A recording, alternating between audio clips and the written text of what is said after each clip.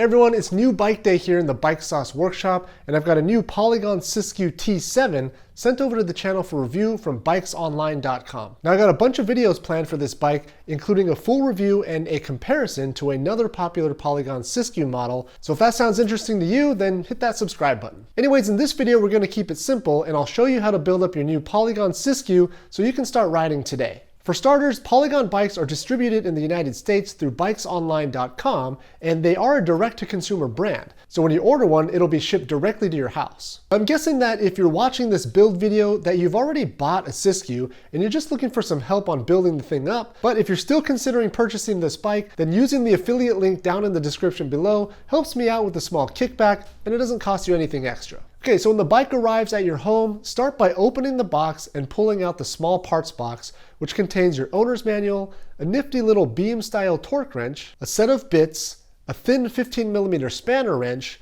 your pedals, and a few extras like reflectors and a bell. All the tools you actually need for the build are included, which is really nice. The only things you'll need that aren't included in the box are a floor pump with a press-to-valve head and optionally a work stand. With the box open, you can pull out the whole bike as one unit and set it aside. Now, one thing I noticed right away is Polygon's dedication to safely packing your new bike while using recyclable materials wherever possible. There's minimal styrofoam packing, and the bike is held together tightly via reusable Velcro straps instead of plastic zip ties. It's a nice touch and certainly demonstrates their commitment to reducing single-use plastics. Remove all of the straps and packing material from the frame, setting the front wheel aside for the time being. You might consider leaving the strap that holds the handlebars to the frame for now, just so that they don't dangle and put unnecessary stress on the brake and shift lines. Now, if you've got a bike work stand, you can clamp the frame's top tube with just enough clamping force to hold the frame in place. No need for excessive force here. Setting up your Siskiu is really simple, and the most challenging part may be setting up the internally routed dropper seat post, which really isn't too big of a deal. Start by locating the bottom of the dropper seat post and familiarizing yourself with the mechanism. There's a fixed cable stop at the bottom, and just above that is a dropper actuation arm. When installing the dropper, first locate the cable protruding from the seat tube on the frame and seat the inner cable head into the dropper actuation arm. Then pull just enough so that the housing ferrule can seat fully into the fixed cable stop. After you lightly grease the inside of the seat tube, you'll want to slide the seat post into the frame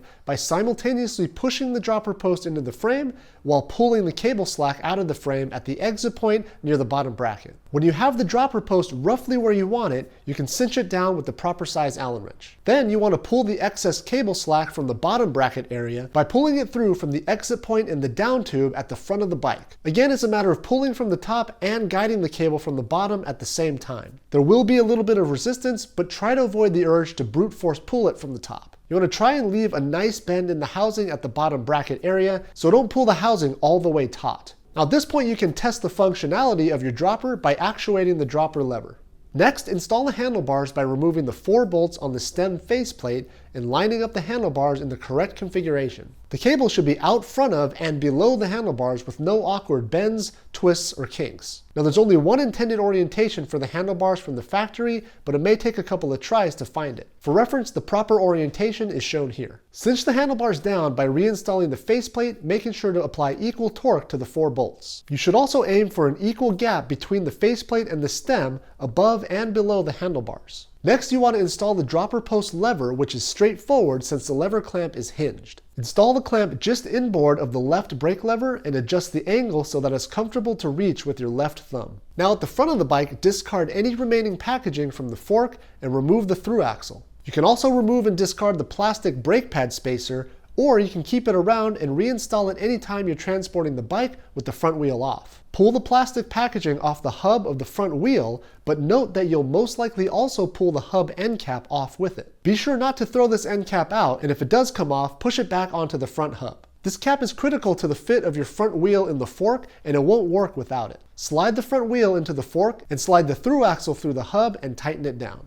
Then find the pedals in the small parts box and lightly grease the threads before installing them. Pedals are left-right specific, so be sure to make note of which side is which. The drive side pedal is a standard thread, while the non-drive side is a reverse thread. Now I'm using a dedicated pedal wrench here, but there's also a 15mm spanner included in the small parts box that you can use as well. Now at the back of the bike, remove the plastic derailleur protector and then run through all the gears on the cassette a few times to ensure proper shifting. Now I have to be honest here, all complete bikes are typically set up at the factory and then partially disassembled for transport, and some adjustment is usually required upon building it. But the drivetrain of this Siskiu is honestly set up perfectly out of the box, and really I've never seen anything like it. Now it may be that I received a freak from the factory, but if all Polygon bikes are set up this well out of the box, well, that's just pretty impressive. Anyways, for this build, I had to make literally 0 adjustments to the shifting, and the drivetrain was ready to go.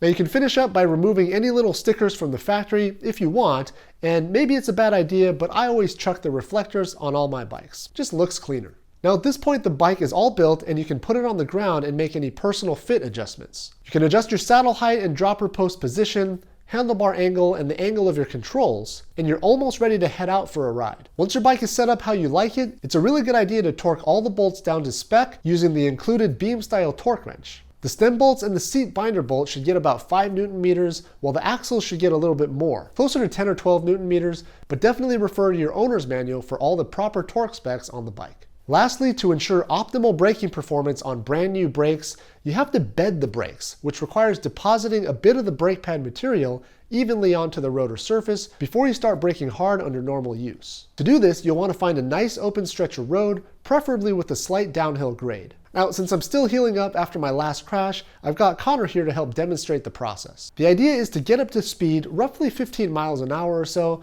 then drag the front brake with medium force until you reach walking speed, but don't come to a complete stop. You want to brake moderately hard, but not so hard as to glaze over the pads. Repeat this process 10 to 15 times, and you'll find that the brakes start to bite harder and harder each time. When you're finished with the front brake, you can repeat the whole process for the rear, which will complete the brake bedding process. Now you're almost ready to head out, but you still want to set up your suspension for your particular weight and riding style before you head out for your first ride. It's a little bit of extra work to make sure you've got your suspension settings at a good starting point, but it will greatly improve your riding experience and your enjoyment on the bike. Now I've got this process covered in this video right up here, so I recommend jumping right into this video next to complete your bike setup. Alright, so that's going to wrap it up for this one. Thanks again for watching, and thanks for subscribing if you haven't already, and I hope to see you over in the next video.